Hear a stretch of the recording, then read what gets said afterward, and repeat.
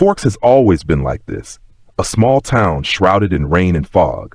People often say it's too dull, with nothing special but thick forests and long, gloomy days. But to me, Forks has never been just a small town.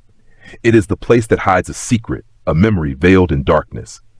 My name is Evelyn Dusk, and I have existed for more than a century. But throughout all that time, no one has ever truly remembered me. I am a forgotten vampire. The day Bella Swan first set foot in Forks, I watched from the shadows. Not because she drew me in the way she did Edward, but because her arrival stirred something ancient within me, a memory I thought I had lost forever. I once belonged to another vampire clan, long before the name Cullen was ever spoken in this land.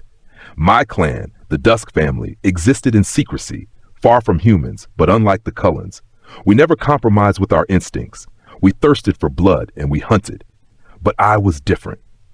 I always carried something my parents called a curse. When I drank human blood, I didn't just consume their life. I heard their memories, their final whispers before their souls faded away.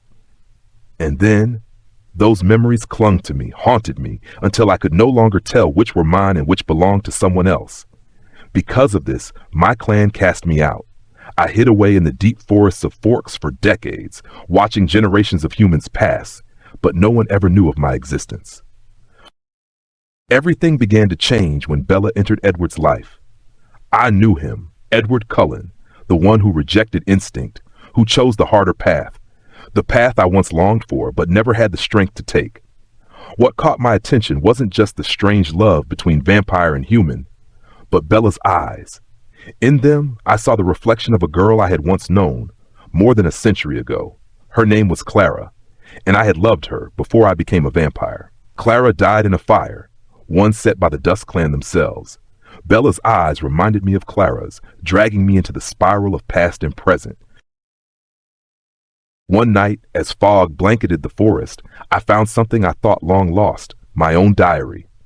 The old yellowed leather book had been buried beneath a rotting tree.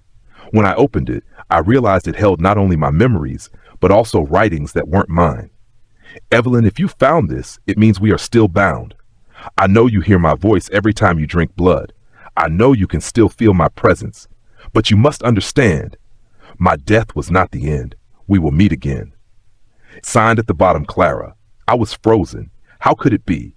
Clara had been dead for more than a century, so how could my diary hold her words? From that day on, whenever night fell, I heard a faint voice in my head. It called my name, gentle yet cold. Evelyn, I am here. Find me in the place where light never reaches. I began following the Cullens, not because I wished to confront them, but because I believed Bella was the key. Edward soon discovered my presence. One night, deep in the forest, we met. His golden amber eyes glowed in the dark, and he growled softly. Who are you? Why are you following us? I didn't answer right away. Instead, I handed him the diary. Edward touched it, and as he skimmed its pages, I saw his expression change, from suspicion to bewilderment. This can't be, he whispered. These words, Bella once dreamed them. From then on, I knew I wasn't mad. Clara, or at least her spirit, still existed, and somehow she was connected to Bella. But there was a greater problem. The Volturi had heard whispers of my existence, a vampire who could hear memories through blood. For them, that was a dangerous weapon. Alice Cullen was the first to warn me. I see your future clouded, Evelyn, she told me during a secret meeting. The Volturi are coming. If you don't decide now, either flee or stand with us, you will be erased. But I couldn't leave. Clara or Bella or whatever bound them together was the only truth I longed to uncover. When the Volturi arrived in Forks, the sky sank into an eternal twilight. They weren't here for the Cullens. They came for me. Aro, with his gentle smile and cold eyes, stepped forward. Evelyn Dusk, your gift is extraordinary. Instead of hiding, why not join us? You will never be alone again. I knew it was a lie. If I agreed, I would become a tool, forced to hear the memories of thousands of victims until I lost my mind completely. And then, in that moment, Clara's voice echoed once more. Evelyn, choose love or eternal darkness. I cannot tell in detail what happened next, because even I am unsure whether I survived or died. All I remember is blood, blinding light, and then darkness swallowing everything. When I opened my eyes, I found myself alone in the forest. The diary was gone. The Cullens were no longer there. The Volturi had vanished. Only the whisper remained in the wind. We will meet again, Evelyn, beneath the twilight. And I knew this story was not yet over. The end, but only the beginning.